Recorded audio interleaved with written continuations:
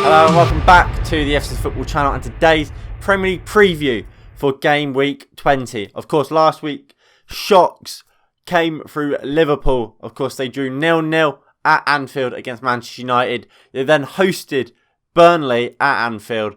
And of course, Ashley Barnes put them to the sword through a penalty, giving Burnley a 1-0 win and ending Liverpool's 68-game unbeaten home record. Mental. In other news, the Aston Villa vs Manchester City game was crowded in controversy as Rodri tackled Tyrone Mings after appearing to be in an offside position before Bernardo Silva went and scored from range. This goal has gone down like a house on fire, really. And no one knows what to think, really. I think it should have been disallowed. Some Premier League officials say it should be disallowed. Some have said it shouldn't have been. It's a minefield, really.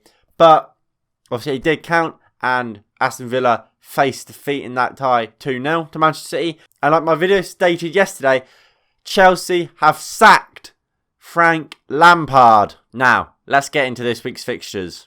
Crystal Palace versus West Ham. Now, West Ham comes to this game off the back of 2 victories, both by a 1-goal margin against Burnley and West Brom. That West Brom game was surrounded by controversy as Snodgrass, who was recently signed for West Brom for West Ham, news came out after the match that he was not actually allowed to play in that game, which was shocking because it was a transfer, he should have been allowed to play. Now, we don't know if this was a contractual agreement or it was just like a mates rate sort of deal where they're like, oh, if you want him 2 weeks beforehand, you can't play him, or we're just going to postpone the deal for 2 weeks. Now, whatever it is, FA are investigating it for things like match fixing and betting laws, and is it against it or not. Now, I don't know what you guys think about that. I don't think there's that much of a big deal about it. I think it helped both parties out. West Brom got a player 2-3 weeks earlier. West Ham didn't have to face someone who they knew would cause them issues. Well, Crystal Palace, they, of course, did lose last week to Manchester City 4-0. And that was a disappointing result for me personally, as obviously I want Manchester City to drop points. And Crystal Palace, look, they know they should have done better in that game. However, I don't think they will again. I think West Ham have built a way of playing, and look, they're hard to beat, and they're going to ground out results. And you have to give plaudits and credit to David Moyes for that.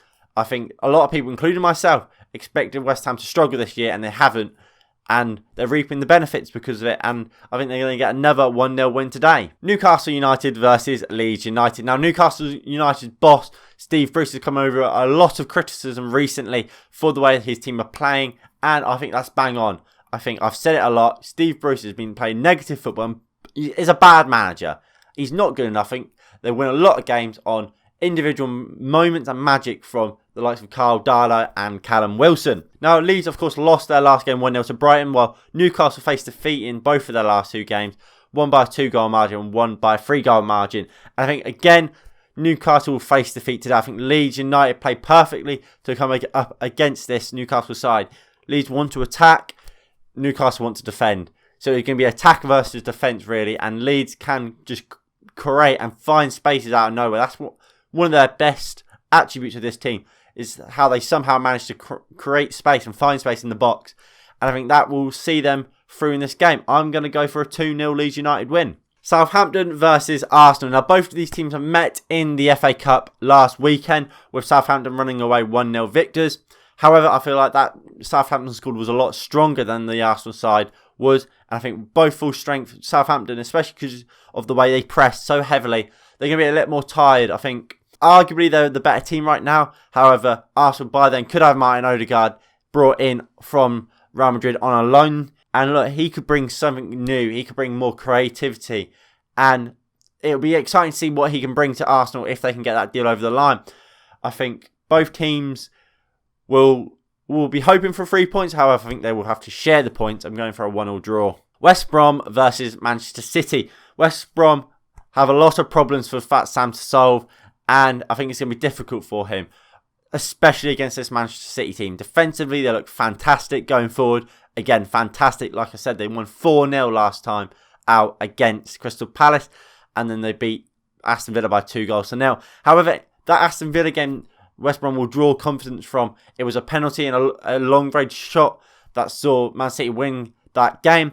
And look, West Brom has got a draw against Liverpool. They're going to take confidence from both them results and believe they can maybe get something, but they have to be at their best. They have to defend well and don't let any silly mistakes happen. And I think Sam Allardyce will drill his team into that. Whether they can actually do that or not, I don't think they can. And I think Man City will win this game comfortably. I'm going for a 3-0 City win. Burnley versus Aston Villa.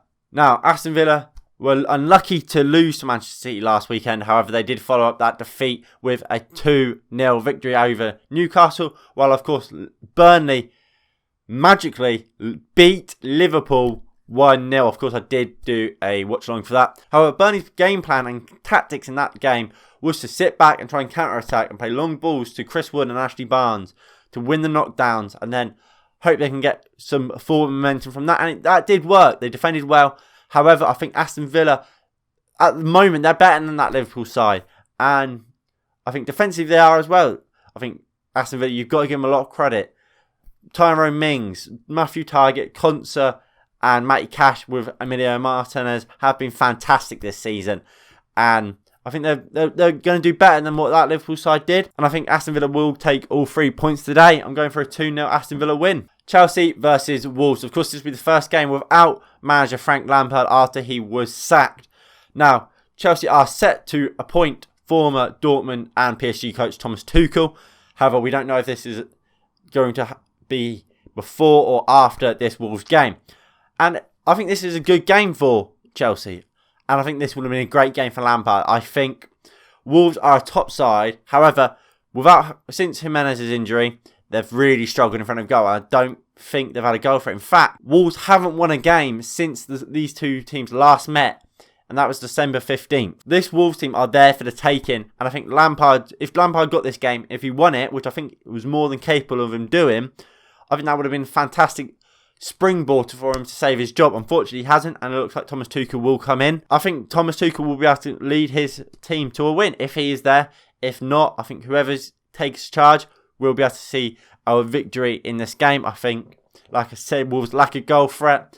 Yes, they've signed William Jose, who, look, he could resolve it, but he hasn't been there for long, and I don't think it's going to be an instant click. I think give him a bit of time, he will adapt. But for the time being, I think Chelsea can and will be able to get something from this game. So I'm going for a 2-1 Chelsea win. Brighton versus Fulham. I'm going to keep this one short. I'm going to keep this one sweet. I think Fulham have looked decent recently.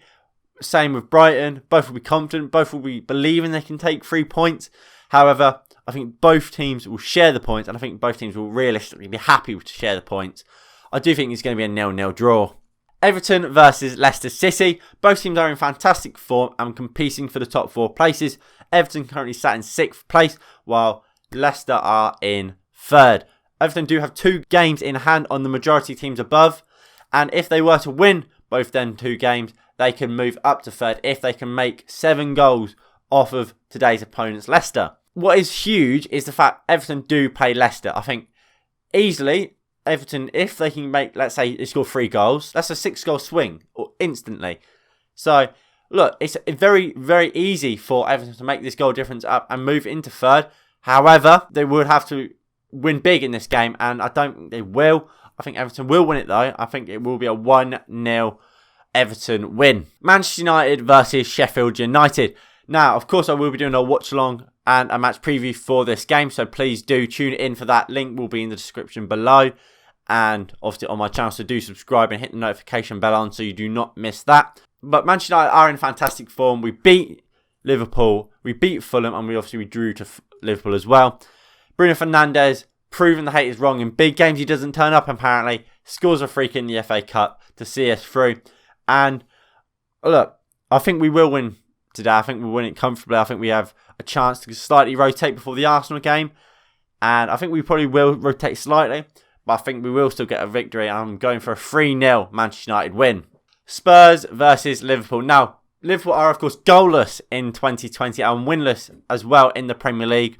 And they haven't looked the same team that they did a year ago, or 2 years ago, or even 6 months ago. They've looked nothing like their normal selves. But look, against Manchester United in the FA Cup, yes, they lost. But look, they were getting closer and closer back to their normal selves. But Spurs will feel like they should have won their last game against these two teams. Of course, Firmino scored a last-minute header to win in that game. But look, Spurs have a way of playing, and their way of playing is exactly how you beat Liverpool at the moment. You sit deep, you defend well, and you hit on the counter-attack. It worked so well for them last time out. They should have won it. Harry Kane missed a sitter. Bergwijn missed a few sitters. I believe Son missed one as well. Today, I don't think Spurs will do that if they get them chances. I think Liverpool need to be better if they want to beat this Spurs side. I don't think they're quite going to be good enough. Again, I think Spurs will get something from this game. I'm going for a 1-1 draw. I think Spurs will concede, and I think that will cost them at the end of the day. And then, finally, my player to watch this week will be Paul Pogba. He's been absolutely in scintillating form for Manchester United in recent weeks, and I'm expecting more of the same. He's been fantastic, playing alongside Bruno Fernandes and either Fred or Matic. He was man of the match in the FA Cup, scored the winner against Fulham. I believe he was man of the match in that game as well. Look, he's just been fantastic recently, and I think him alongside Bruno Fernandes at their best can cause any team any sort of struggle. And I think Manchester United will win their game, and I think Paul Pogba will be a big part of that. So Paul Pogba will be my player to watch. Now, if you did enjoy, please do hit that like button below. Subscribe if you are new and you haven't already. Make sure you do tune into my match preview and match watch along for the Manchester United versus Sheffield United game. And yeah, I hope you did enjoy, like I say. And I'll see you all next time. Peace.